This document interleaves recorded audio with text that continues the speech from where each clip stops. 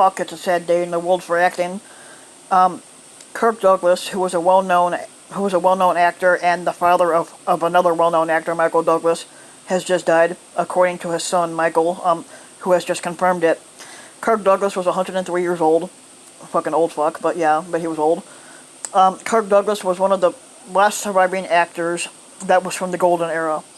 Kirk Douglas, the dimple-chinned screen icon who was known for bringing an explosive, clenched jaw's intensity to a memorable array of heroes and heels in such films such as Spartacus and Champion, and for playing an off-screen role as a maverick independent producer who helped end the Hollywood blacklist, has died. He was 103. Douglas, who continued to act occasionally after overcoming his stroke in 1996 that impaired his speech, died Wednesday in Los Angeles, surrounded by his family. His son Michael said in a statement to the Times. The stage-trained Douglas earned his first Oscar nomination of his long acting career, playing one of the post-World War II era's anti-heroes, the ruthlessly ambitious boxer, in the 1949 drama film Champion.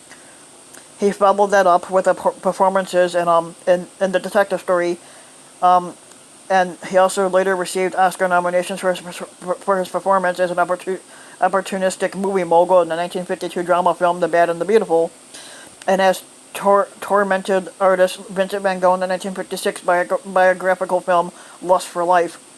He said, I have never felt any need to project a certain image as an actor, Douglas wrote in The Ragman's Son, his best-selling 1988 biography. He says he likes his roles to be stimulating, challenging, and interesting to play. That's why I'm often attracted to characters that aren't really likable. Never a fan of the Hollywood studio system, he likened the standard 7-year studio contract to slavery. Douglas launched his own independent contract company in 1955. Named after Douglas's immigrant mother, the Bryna company produced a number of films in where Douglas starred, including director Stanley Kubrick's landmark anti-film Paths to Glory, The Vikings, and Spartacus. I saw Vikings and Spartacus, those are good movies.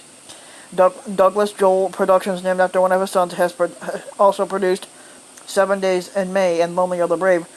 As executive producer of Spartacus, Douglas helped end the Hollywood blacklisted by giving blacklisted writer Dalton Trumbo screen credit under his own name for his work on the 1960 Roman Empire epic that starred Douglas as the gladiator-trained slave revolt leader. An acknowledgement of a career that spanned more than 70 years and more than 80 film roles, Douglas was honored late in life with numerous major awards: the American Film Institute's Life Achievement Award, the Kennedy Center Honor, a Screen Actors Guild Life Achievement Award, and an honorary Oscar for his 50 years as a creative and moral force in the motion picture community. He's one of the legendary figures of his era, said film historian Janine Basinger, a chair of the film studies department at Wesleyan University, who first saw Douglas on screen as a young moviegoer back in the late 1940s. I immediately focused on him because he was different, Basinger told the Times. He wasn't a traditional leading man in the aspect of looks, and yet he had an unmistakable charisma and power on screen, not just the glamour of the movie star, though he did have that, but real acting chops, so you knew he was going to be a star. Douglas, she said, embodied the anti-hero in movies, such as the films, like I said, Champion and Ace in the Hole, in which he played an unscrupulous newspaper reporter who cynically exploits a tragedy to boost his career.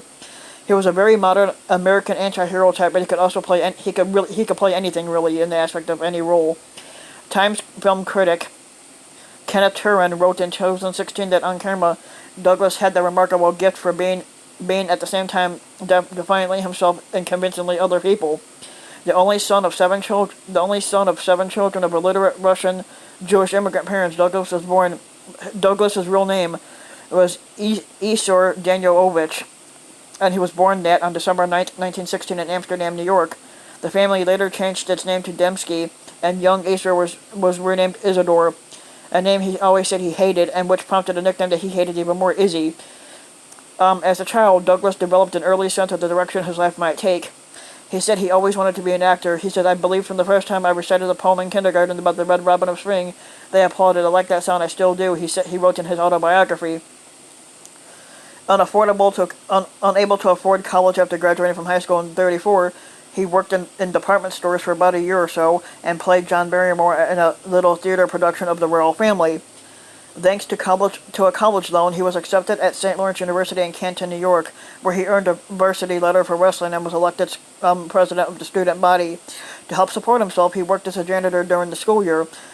During summers, he found other work, including operating a cutting machine in a steel mill and wrestling at carnivals. After graduating from college in 1939, young Kirk Douglas, Kirk Douglas was performing at the Tamarack Playhouse in the Adrian Racks when he adopted a more marquee suitable name, Kirk Douglas. He then moved to New York City, where he was accepted on a scholarship at the American Academy of Dramatic Arts.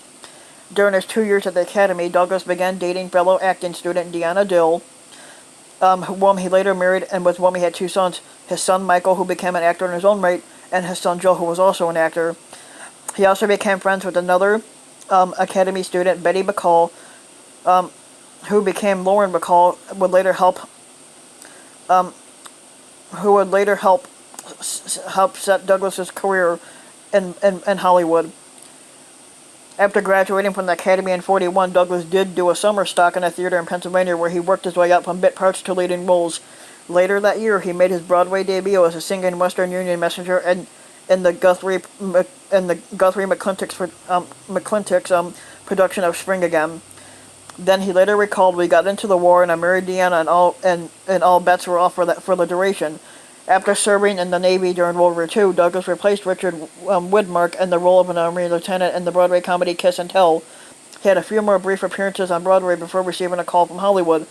Unbeknownst to Douglas, his friend McCall had recommended him to a producer, Hal Wallace, who offered him a role in a movie he was producing that starred Barbara Stanwyck. Douglas made his film debut as the weak-willed alcoholic husband of the rich and powerful Harris, played by Stanwyck in the 1946 melodrama The Strange Love of Martha Ivers. Parts in a half a dozen films followed, and then he landed his first Oscar-nominated starring role as an ambitious fighter in the Midge Kelly film 1949 boxing champion film Champion. It was the type of role he was to portray best, and most often in ensuing films: cocky, selfish, intense, forceful, and egocentric. Among Douglas's more than 20 film credits in the 50s are Young with the Horn, The Glass Menagerie, Ace in the Hole, Detective Story, The Juggler, 20,000 Leagues Under the Sea, and Gunfight at the OK Corral, with his frequent co-star Burt Lancaster. In the early 1949, 5 months before the release of Champion, Douglas's wife sued him for divorce. In his book, Douglas had been unfaithful, but Douglas's wife Deanna died in 2015 at the age of 92.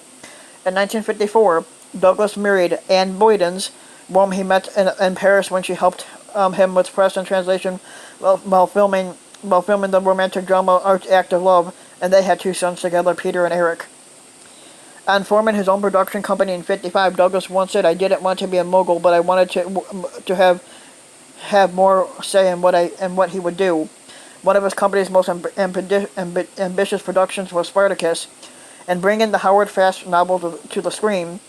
Douglas and his company secretly hired the blacklisted Trumbull to write the screenplay. Trumbull, one of the Hollywood 10, had spent 10 months in federal prison for refusing to cooperate with the House Un-American Activities Committee in 1947. But like some other blacklisted writers, Trumbull continued to write under various pseudonyms or have others writers front for him. During this period, Trumbull's unaccredited writing earned him 2 Academy Awards in the motion picture story Roman Holiday and The Brave One. With Spartacus, Douglas decided to defy the blacklist. In the 2012 memoir, he says, "I am Spartacus, making a film, breaking the blacklist." Douglas said Edward Lewis, the producer of Spartacus, served as the front for Trumbull after they brought the big budget project to Universal International Pictures. Douglas did say, however, that both he and Lewis felt deeply about the injustice of the blacklist, and during production of the Stanley Kubrick-directed film in 1959, Douglas wrote he told Trumbull that once the film was in the can, "Not only am I going to tell them that you've written it, but we're putting your name on it." Although it reportedly had become widely known that Trumbull had written the Spartacus script, it wasn't until August 1960, that about several years after that movie came out, that Universal International announced that the blacklisted writer would receive screen credit. But yeah, but he was a hell of an actor, and I think he did like 96 films or something like that, and So, and I think the last film he did was in 2008, back in and he was like 91 years old when he did it. But yeah.